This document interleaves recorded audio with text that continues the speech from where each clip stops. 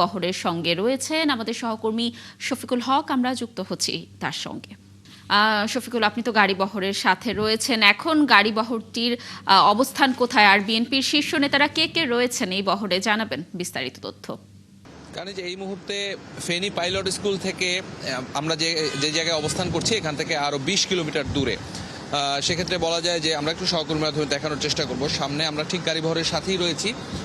BNP chairman জনাব তারেক রহমানকে বহনকারী যে লাল বাসটি, সেটি কিন্তু এখন একটু এর আগে যে ধীর গতিতে চলছিল সেখান থেকে কিছুটা অবস্থার পরিবর্তন হয়েছে, কারণ এখন ঢাকা চট্টগ্রাম হাইওয়েতে রয়েছে তার গাড়ি বহরটি। তবে এখন আসলে রাস্তার পাশে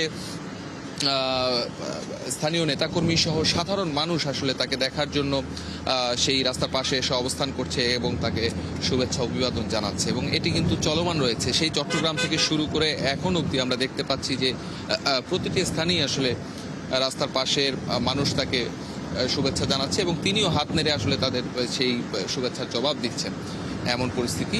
তো যেই প্রশ্নটি করলেন যে ফেনী পৌঁছাতে হয়তো আমরা যেটি জানতে পারলাম গুগল ম্যাপ থেকে, যেটি জানতে পারলাম যে হয়তো আর ২০ থেকে ২৫ মিনিটের মধ্যেই তিনি সেই ফেনীর যে পাইলট হাই স্কুল মাঠ, যেখানে তার আজকের দ্বিতীয় দিনের যেই সমাবেশটি অনুষ্ঠিত হওয়ার কথা, সেখানে তিনি পৌঁছবেন। তো সেখানেও কিন্তু স্থানীয় নেতাকর্মী সহ ভোটারদের ব্যাপক উপস্থিতি সেই ফেনী পাইলট স্কুল মাঠে এর মধ্যে শুরু হয়ে গিয়েছে এবং নেতাকর্মীরা সেখানে আসছেন। এবং আরেকটি প্রশ্ন যেটি জানতে চাইলেন যে দলীয় নেতাকর্মী কারা আছেন, আসলে কেন্দ্রীয় নেতৃবৃন্দ চট্টগ্রামে যখন সমাবেশটি হয় তখন স্থায়ী কমিটির সদস্য সহ বিএনপির কেন্দ্রীয় নেতৃবৃন্দ তো ছিলেনই, পাশাপাশি চট্টগ্রাম যেই সাংগঠনিক বিভাগ সহ ২১টি বিএনপি মনোনীত যে প্রার্থী, সেই প্রার্থীরা কিন্তু সেই সমাবেশের মঞ্চে ছিলেন। এবং এই ফেনীতে যেখানে তিনি যাচ্ছেন পরবর্তী সমাবেশটি, এখানেও আসলে আশপাশের অঞ্চলের যেই বিএনপি মনোনীত প্রার্থী যারা, তারা কিন্তু তার সাথে সমাবেশ মঞ্চে থাকবেন এবং তারেক রহমান তাদেরকে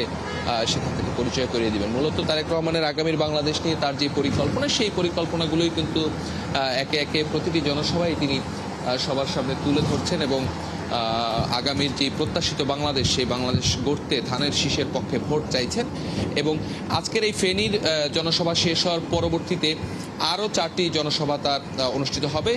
কুমিল্লায় 3টি জনসভা হবে এবং সবশেষ নারায়ণগঞ্জের কাশপুর বালুর মাঠে সমাবেশের মধ্য দিয়ে তার তৃতীয় দিনের যে নির্বাচনী প্রচারণা যে সমাবেশ, সেটি শেষ হতে যাচ্ছে। তো আমরা রয়েছি গাড়িবহরের সাথে লাবণী, হয়তো আর ২০ মিনিটের মধ্যেই হয়তো ফেনীর যেই পাইলট স্কুল মাঠে সেই জনসভাস্থলে তারেক রহমান পৌঁছবেন।